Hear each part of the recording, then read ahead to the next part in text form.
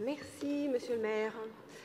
J'ai à cœur de vous parler de la résidence Geoffroy-Saint-Hilaire, fer à moulin, située dans le quartier du Jardin des Plantes, dans le 5e arrondissement. Et cette résidence est gérée par Paris Habitat.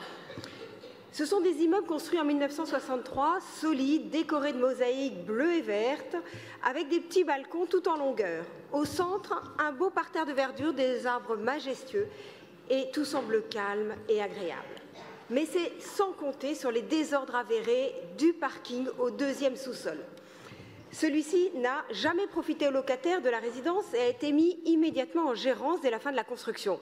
La gérance n'est pas un problème en soi, mais lors de la conception, celle-ci n'a pas été anticipée. Si bien que le 2e sous-sol, qui est l'étage des parkings, on pénètre facilement à l'étage des caves, situées juste au-dessus des parkings.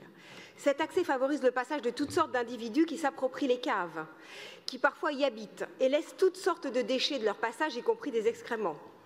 Cet état de dépotoir des caves est insupportable aux locataires qui ne peuvent plus avoir accès sereinement à leurs caves. Ils sont obligés de remonter leurs affaires de la cave sur les balcons où s'entassent divers objets. Ces problèmes de sécurité dans les parkings et sous-sols des bailleurs de la ville de Paris sont récurrents sur l'ensemble du parc social. Intrusion de bandes, saccage de voitures, agression verbale envers les habitants. Ces parkings sont complètement délaissés par les bailleurs, poussant les locataires à bout. Il ne revient ni à la police, ni au GPIS d'assurer la tranquillité et la sûreté en premier ressort, mais au bailleur qui doit être en capacité de l'appréhender et d'être en capacité d'apporter des réponses par des correctifs et de développer une stratégie de tranquillité. C'est pourquoi les habitants excédés demandent la sécurisation des escaliers et de l'étage des caves en isolant le parking du reste de la résidence. Ils demandent l'assainissement et la remise en état des caves, bien entendu. À cela s'ajoute l'absence de rénovation depuis la construction en 1963.